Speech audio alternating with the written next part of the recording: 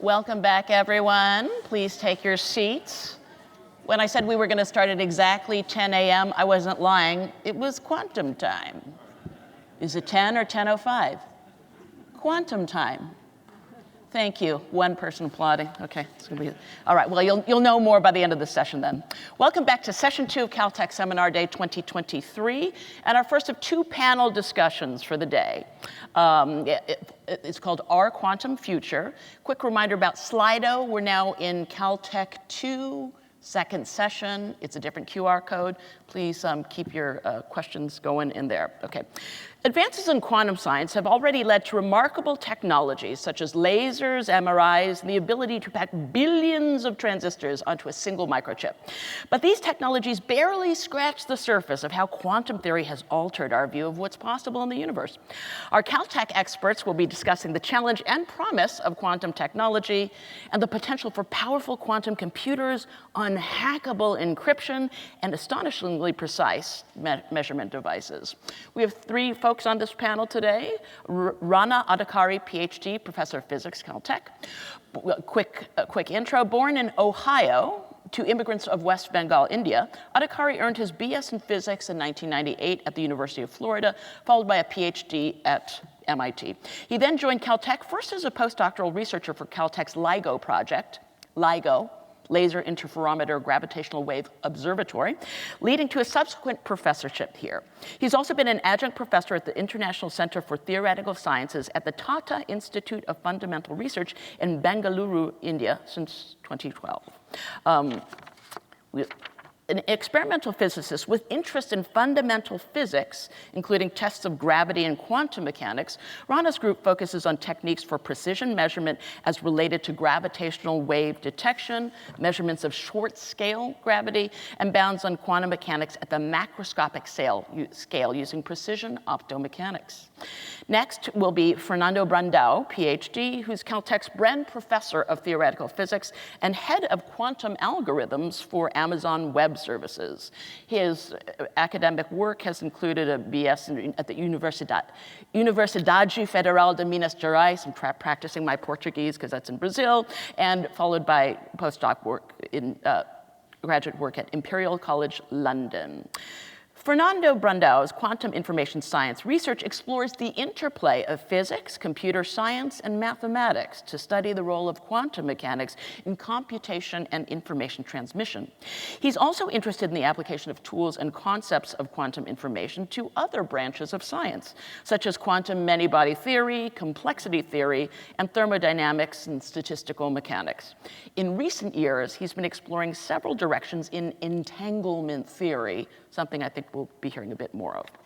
And last but not least, we have John Preskill, PhD, Richard P. Feynman Professor of Theoretical Physics, and Alan V.C. Davis and Lena Bell Davis Leadership Chair, Institute for Quantum Science and Technology. Academic work spans from Princeton, Harvard, and finally here at Caltech, where he's been a Feynman Professor, Davis Leadership Chair, etc.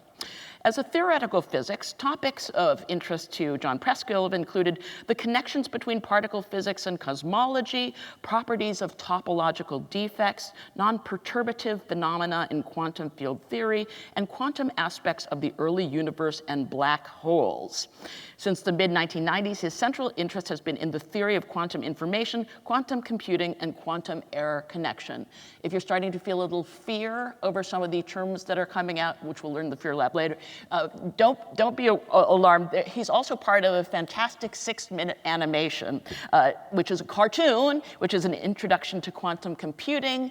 And word has it, he's also known for making bets with Stephen Hawking, the late Stephen Hawking, and winning. Please put your hands together for our panel today on Our Quantum Future.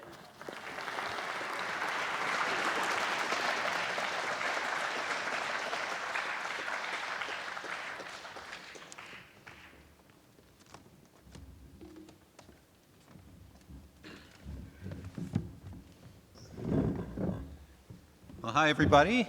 I'm John Preskill. As you've heard, I'm here with my colleagues, Ron Adhikari and Fernando Brandão. We're all professors of physics at Caltech. We're just 3 quantum friends. We're going to have a conversation, and then we'll answer some of your questions. We represent a flourishing community in quantum science and technology at Caltech. That's a field in which Caltech has a long and proud history. I've been at Caltech for almost 40 years now. Boy, it goes by fast. Why would I ever leave? I'm already at the best place in the world.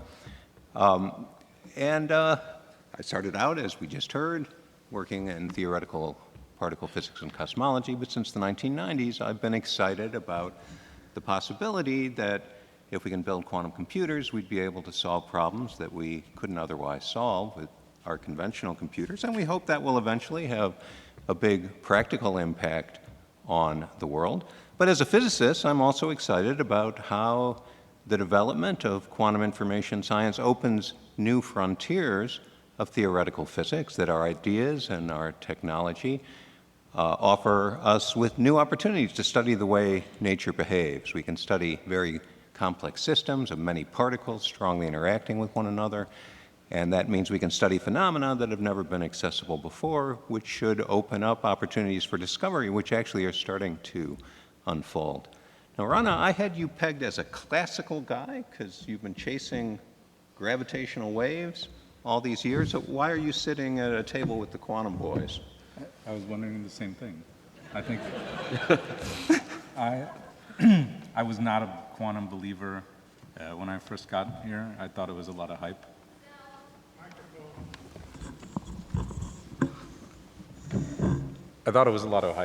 When I first got here, and I was completely a classical guy.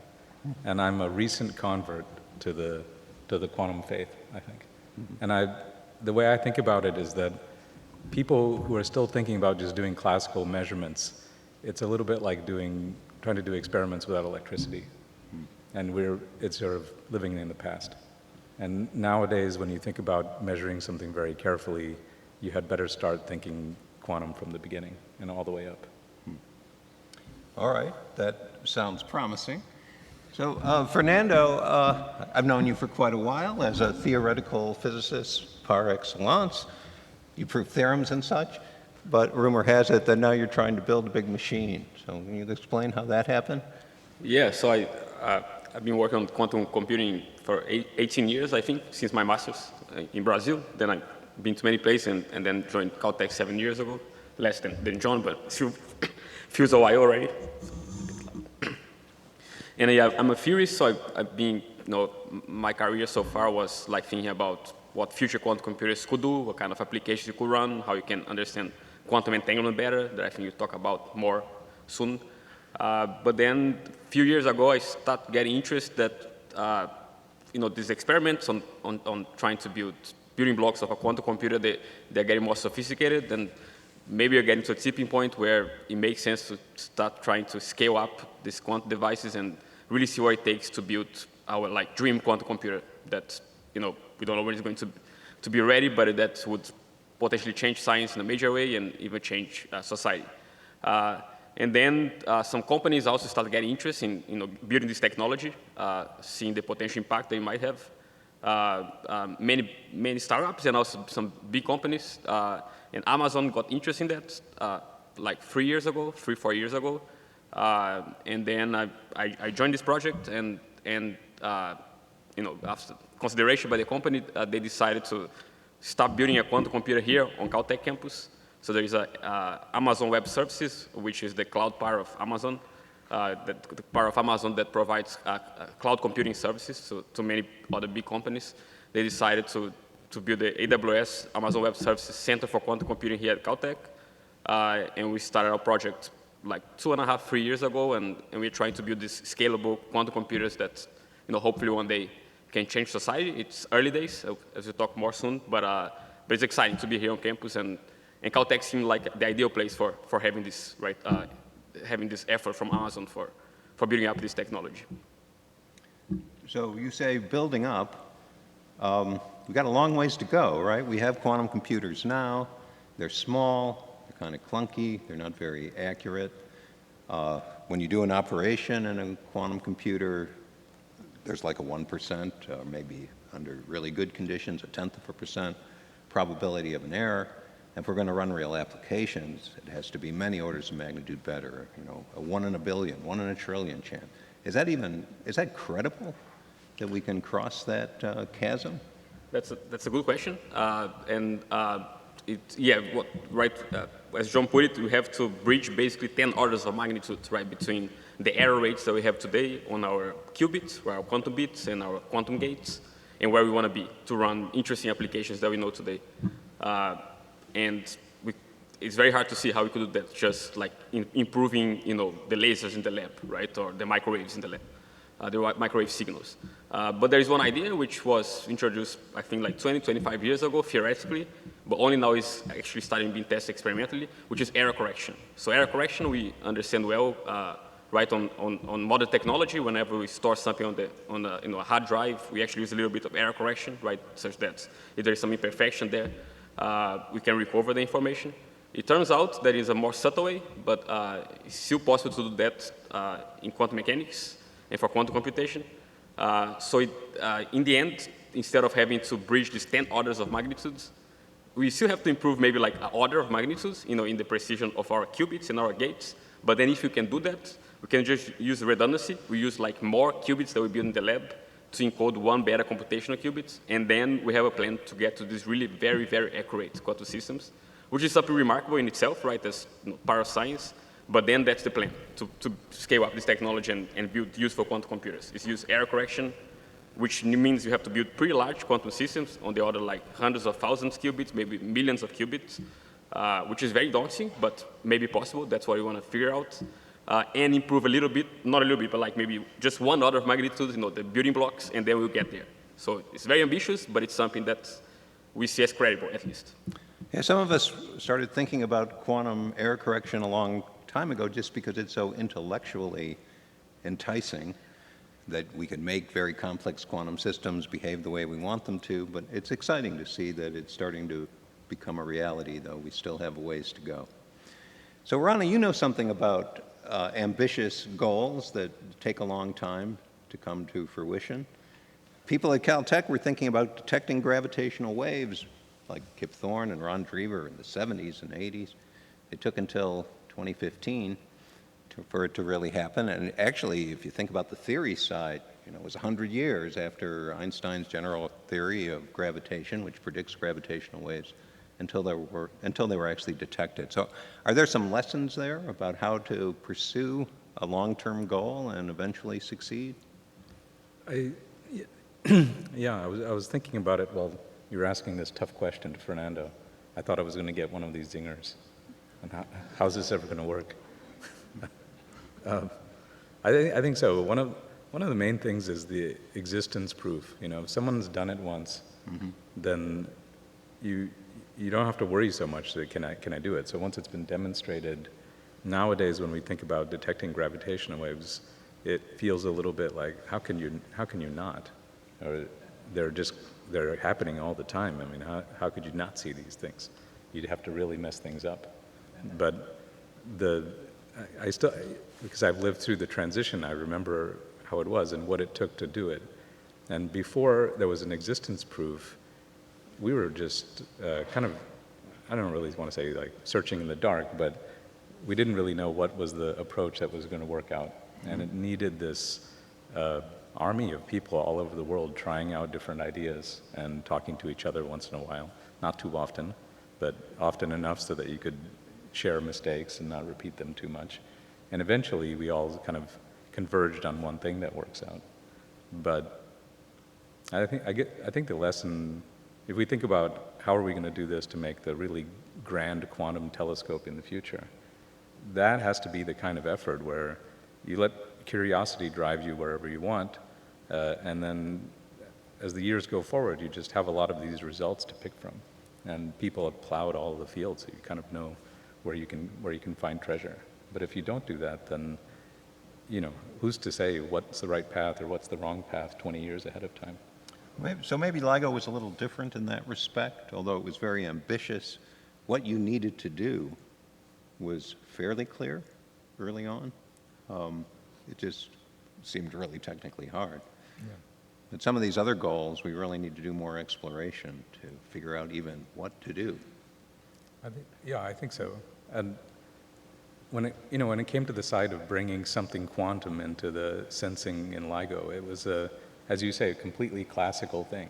Yeah. And there was a pretty uphill battle to do anything quantum on the sensing side, because it seemed, sure, there are these people at Caltech who are having big dreams about entangled photons and how that's going to make everything magically better, but That was started around 1980, actually. Yeah. That dream.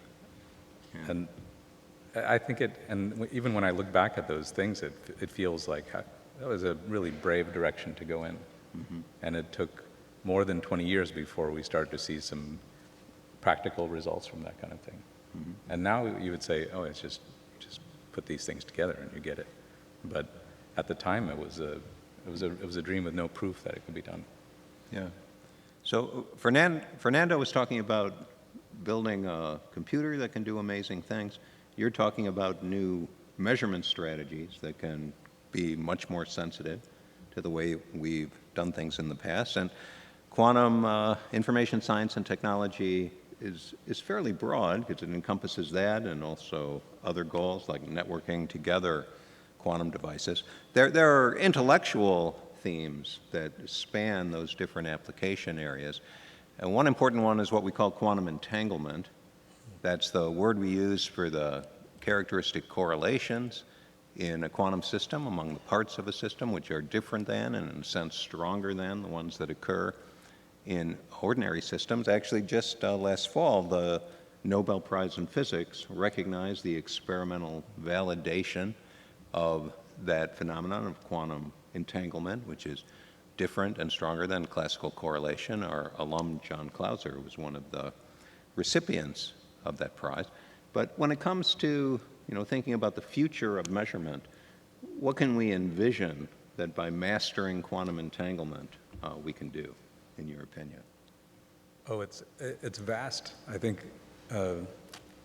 maybe like you, I'm just interested in fundamental physics, and all of this other stuff is just to get the answer to what's really going on here. What's the universe made of, and what's out there, and how could it possibly be this way? And when we ask those kinds of questions, it's not enough to say, well, I'm going to make my little widget 2 times better over 10 years or something. You have to be dreaming about how am I going to measure the horizon of a black hole 1,000 times better than we're doing now. It's not enough. Now we detect these black hole mergers and it sounds like a whoop kind of thing, which is fine. Everybody can make a whoop sound, but Let's hear you do it. whoop, that's 20 years of practice. But the thing you really want to get at when you hear these sounds is not just the whoop, but who made it and what was you really want a hi-fi recording of that sound. And like when you listen to music, you really want to feel, you want to hear the string, person's fingers on the strings and what kind of instrument were they using, and you want all of those details. That tells you what's really going on. And we, in the same way, we want to zoom into the horizon of the black hole and hear, is there any crust when these things slam into each other? Is there any quantum fuzz around the horizon? Any of that stuff. And I think all of these things, this is a bad pun, all of the work we do in quantum information is actually entangled in that way, intellectually. And I think when Fernando builds the first working quantum computer, even the small one, I'm immediately going to take that and use it and put it into my instrument to make measurements better. And I think it feels a little bit unrelated, what's computing and what's measurement. But I think the main goal, which is how to have a lot of entanglement and get something like 1 million times better than what we do now, that's a dream that we all have to push at the same time. And who knows whose work it's going to come from. So are you an audiophile when it comes to music as well as gravitational wave signals? Yeah, I think a lot of, I don't know, there's a sociology paper in there maybe, but a lot of the people who are the best in low noise electronics and instrumentation for gravitational waves are also secretly not so successful musicians. So you, but you can whoop at each other. Huh? We do, and there are bands in the world which have gravitational wave physicists only, for better or worse. So Fernando, we were talking a minute ago about how hard it's going to be to scale up quantum computing, but not so much about why to do it. What are the applications that you're envisioning which will have an impact on the lives of ordinary people? So that's a good question. The honest answer is that we don't really know very much right now, but we know a few of them, which makes it exciting enough to to build it and see really what will be the ultimate applications in the end. So one actually is probably one of the first times that the idea of quantum computation was mentioned was here at Caltech by Richard Feynman. He was giving some lectures on some vision they had about computing in physics like 40 years ago. And he had this idea, right, that in physics, in quantum physics, we want to use computers, of course, right, to understand phenomena of many systems there. Sometimes we cannot just solve our equations in the blackboard. We need to go to computers. But by experience, it's very hard to simulate quantum systems on the computer when the complexity of the system grows because of quantum entanglement, among other things. And then he said, well, wouldn't it be cool actually if the computers were made of quantum mechanics itself, right? And then maybe this kind of simulation problem would be easier. And that's still like one of the main applications that we foresee, right, for the future quantum computers. We'll just be able to understand quantum physics much better, right? Like complex quantum systems much better than we can do today with our modern computers. And this goes this be relevant in chemistry, in material science, right? In high energy physics. We were talking, the three of us like 2 days ago, about this event here, and then Rona said, oh, it would be so cool to have a quantum computer that maybe I can run like a quantum neural network there and improve LIGO in some way. So, I think it's just a new scientific tool that we have, and in many people interested in the quantum regime will find things to do with it, I think. That idea is not published yet, so just keep it to yourselves.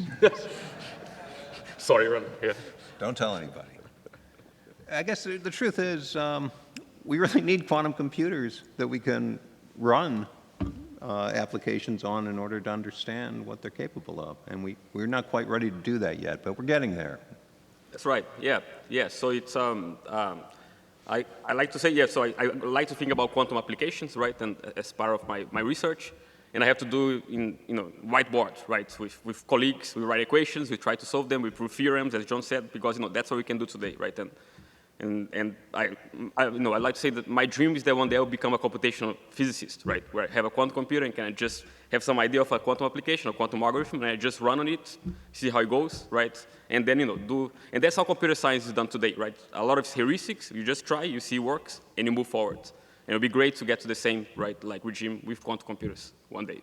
Now, how we are in terms of building them, it's it still will take. I think no one would say it would take like 5 years, a decade. If you're really aggressive, maybe you can. So the challenge is to make error correction work, right, as I explained before. So this means scaling up to at least like hundreds of thousands of qubits, maybe a billion qubits. This will take like at least a decade, no, maybe longer. It's hard to predict right now. But there are many platforms that people try to build the quantum computers, and there is reasons to be excited about many of them. So I think like with this, a lot of innovation happening in academia, it's still very vibrant, right, about like new ideas for qubits, new ideas for scaling up. And this kind of interest from industry that puts this engineering side of things, right, and gives the resources for scaling up. I think we're in a good position to make a lot of progress in the next decade. But industry can't do it alone, right? We need those innovations that are going to come from the universities. For sure, yeah, and that's why, for example, why Amazon decided, right, to build the quantum computers here in partnership with Caltech, right? It's this understanding that it's not an engineering task, right? It's very much a scientific test, and the most innovative things and the science will be done in academia, right? That's how it usually happens. So I think this is really an interesting example where this tight partnership of industry and academia is very beneficial and be crucial to get us where we want to get.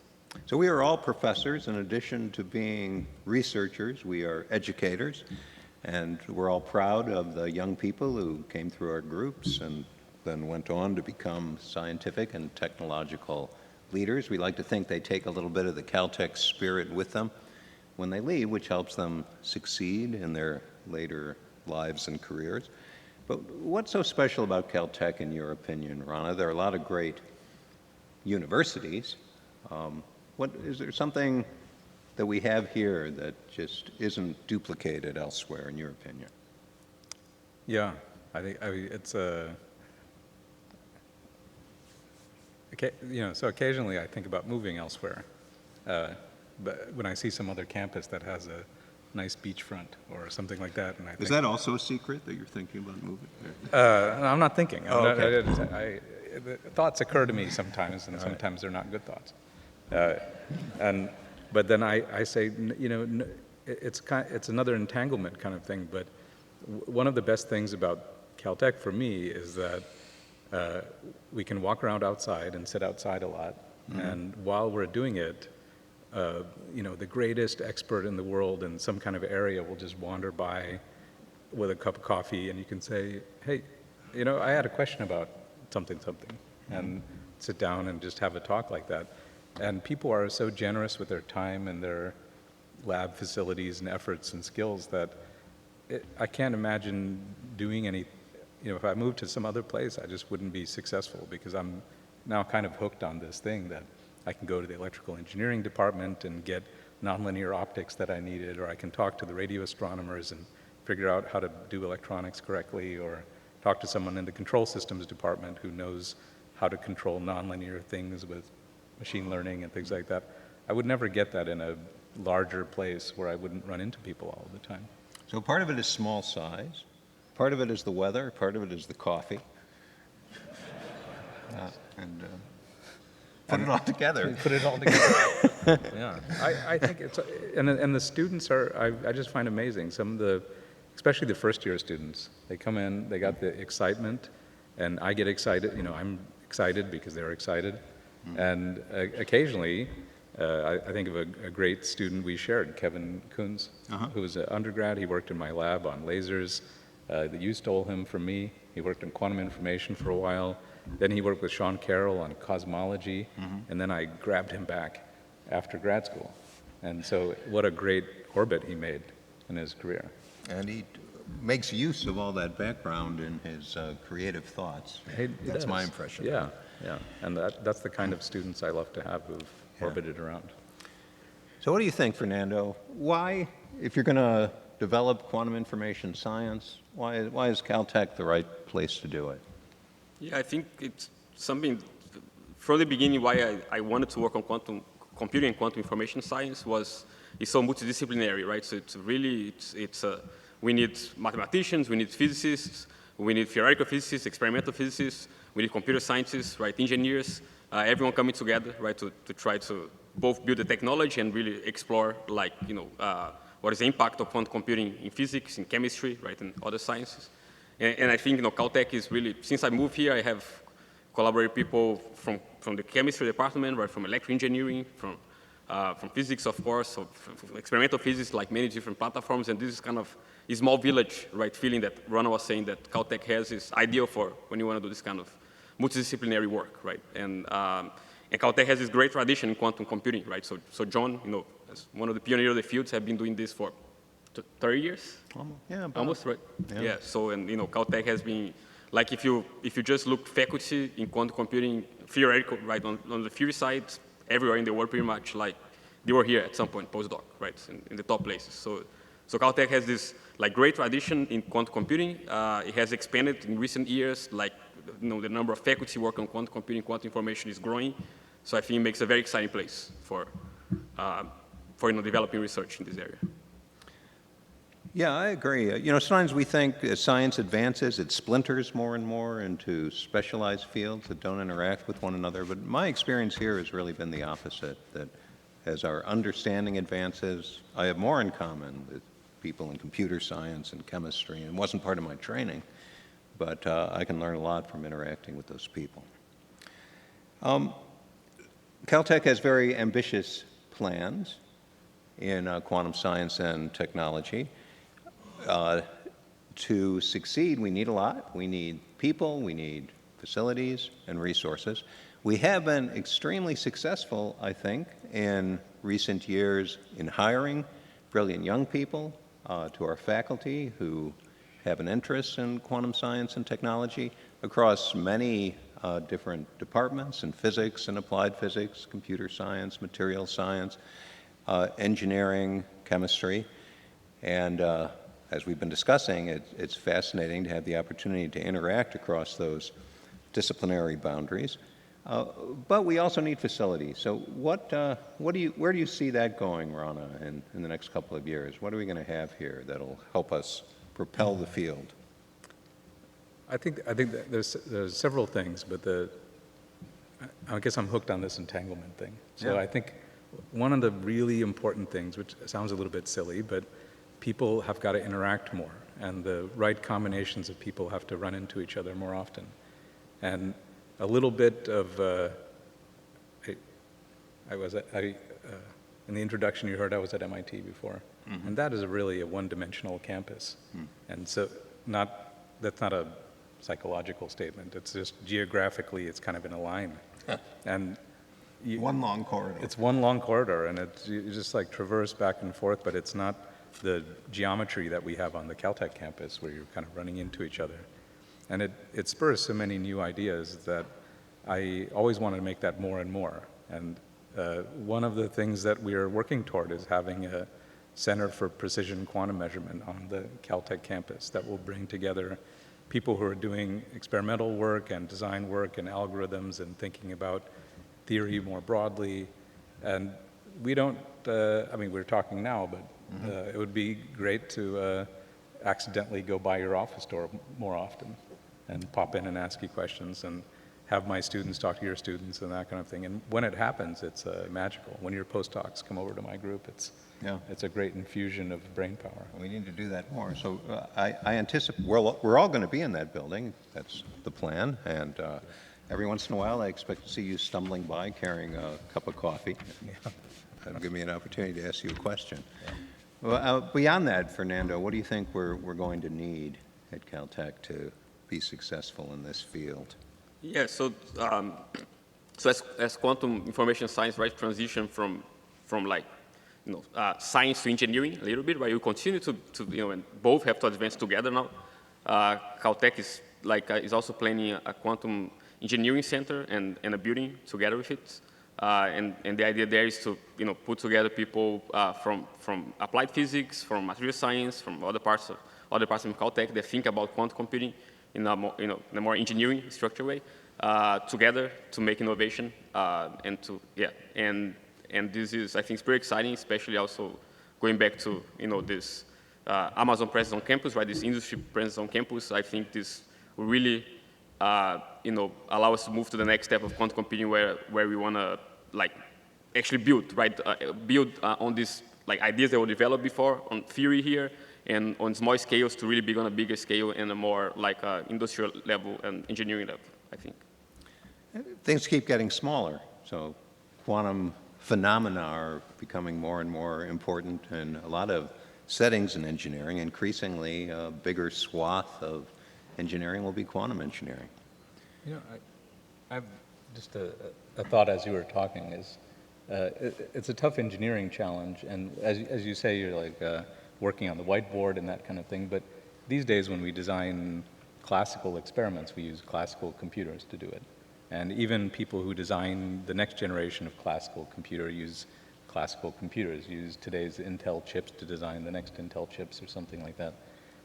And in my world anyway, the reason why we're not more quantum is just, it's really tough to keep things entangled. You have something like 10 to the 25 photons and you want all of them to be in lockstep and kind of waving at the same time and moving along.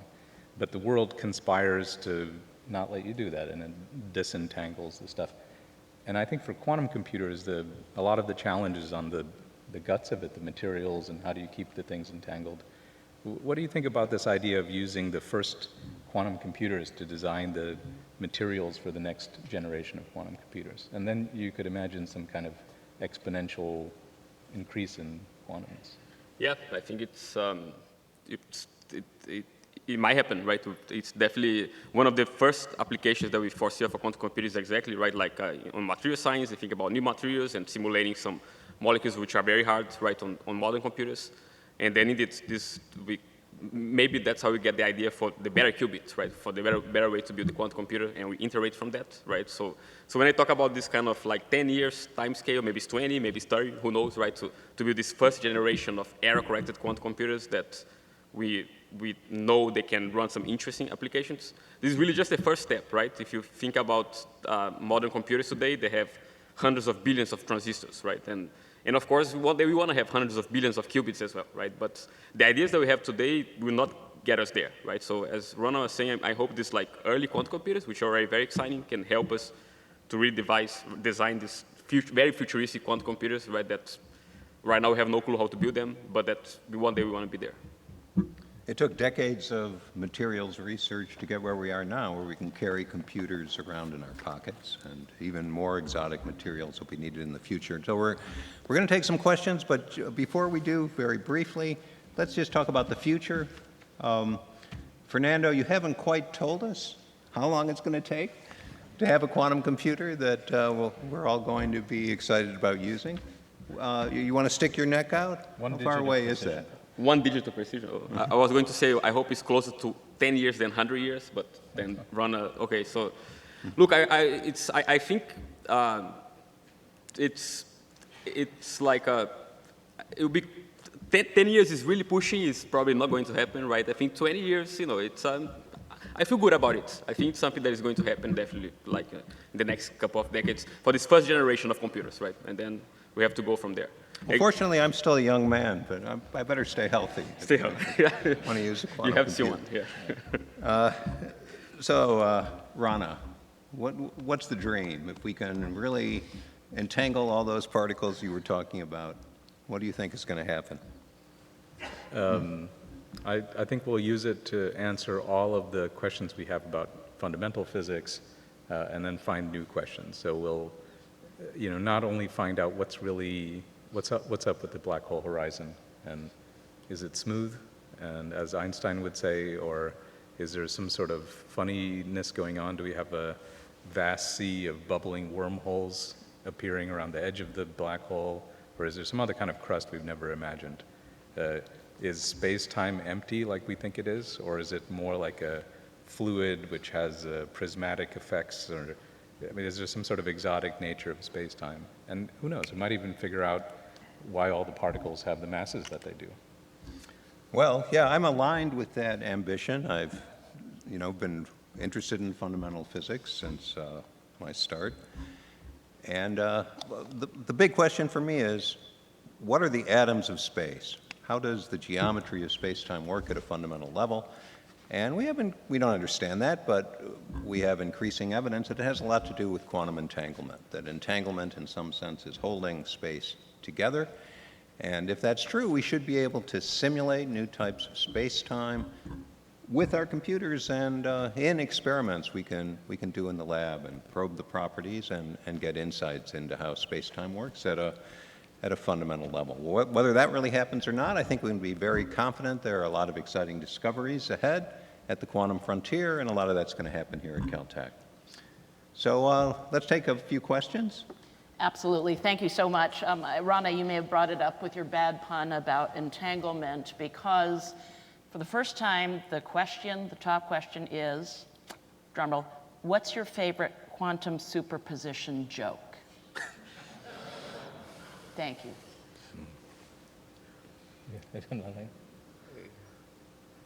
I got nothing. What was the question? John, what is your favorite quantum superposition joke? My favorite quantum superposition joke. Can we come back to that? We'll come back to that. Okay, Caltech, thank you. That was the Caltech joke. community, you've stumped the quantum guys. Perfect. Okay, so we'll go to Dave's question, Dave 84. Is that Dave Zobel? Yes, it is. Okay, of course. Carver Mead suggested we revamp physics education and teach it in reverse chronological order. Quantum first, since it's our most accurate description of reality, then rolling backwards through, these are the smart Caltech people, Bohr, Newton, Galileo, and Archimedes. Nicely done. Would that work, or would it require young people to think too abstractly? Coffee or no? Good question. I think you could do it at a kind of a root level. I at the root level, probably physics is statistical mechanics, but still you could teach quantum mechanics sort of in the Feynman style, where it's all about coin flips and waves. And that's the kind of thing that people have good intuition for. And if you start thinking in that direction and you think quantum first, then that's a good sense. It's not chronological, but you can build up all the classical things from that. It's just a little tougher to make examples. When you say, imagine, this is my attempt at a joke. Imagine you and your sibling are in a superposition in your bunk beds or something like that. That's a little tougher to imagine maybe on your first day. But so of course we torture all physics students with the inclined plane, because I guess it's a test to see if you really have your heart in physics or not. But we could, I think as we've both thought about it, you could have a more exciting thing right in the beginning, where you go right to black holes in quantum mechanics on the first day. As we get more experience at manipulating quantum systems, that should deepen our intuition about how they behave. We know my generation and the generation before mine always spoke of, quantum physics being very counterintuitive and weird. Well, that's because we're less accustomed to it. But if we can make these macroscopic quantum states behave the way we want to, we should be able to have more of a gut feel about how quantum works. After all, even classical physics isn't so intuitive. It took a few millennia to discover Newton's laws. And as experience will allow us to understand things much more deeply. Maybe the last question, because it may be at length and we'll want to give you a break at 10:50. What has been the most crucial development in the quantum world so far, and what do you think would be the biggest development that can be made? That's a hard one. So what's the biggest development so far? The most crucial development in the quantum world so far, and what do you think would be the biggest development that can be made? Or you can go, That can be made. the biggest development to can be come. made. Well, I thought we had some pretty big ambitions there at the end. Actually, one we haven't talked about explicitly is, you want to detect things in the sky. And you have these LIGO interferometers, and you can make use of the fact that, by combining their signals, you can get a lot more information. What if we could entangle telescopes? What if we could have a network of telescopes that really shared quantum information in a serious way? What would that allow? I think we could look out into the sky, which is great, but you could also think about it for looking inside. And I'm an experimental physicist, so maybe you could say partially an engineer. And I think whenever we come up with a new physics theory, I think, well, it's a great thing. You could use it to measure things better or something. If we have real entanglement, we could entangle telescopes and peer deep into the cosmos, of course, and all kinds of different wavelengths and find out what's happening. But I also imagine a world where we have sensors arrayed around the Earth and then sensors arrayed around each person. And you could use it to do extremely sensitive health monitoring, brain monitoring, atmospheric monitoring, all the things that matter to life on Earth. Not that astronomy doesn't matter, but astronomy matters a lot to a lot of us. But these other things matter maybe to more people, and what's going on in the Earth with our health and with the environment. And that's the kind of thing that you'd like to know, and it would be great if we could turn our technologies for looking out into space back onto the Earth. Right, if we have more sensitive and less invasive sensors enabled by quantum technology, we can see maybe single neurons firing and the single protein motors in the cell, and that will help us to understand biology more deeply, but it will surely have big implications for medical science as well. Do we have time for any more? I think probably that is it, because a biological break is needed for the gut-brain connection. So thank you so much. Okay. Please give a hand to our fantastic panel, Our Quantum Future, Rana Adhikari, Fernando Brandao, and of course, John Praskill. Thank you so much. And during your break, you can ponder the questions. Do you ever consider that our universe is a simulation running on a computer, on a quantum computer? And the question, why did the quantum particle cross the road? Thank you so much. That was really fantastic.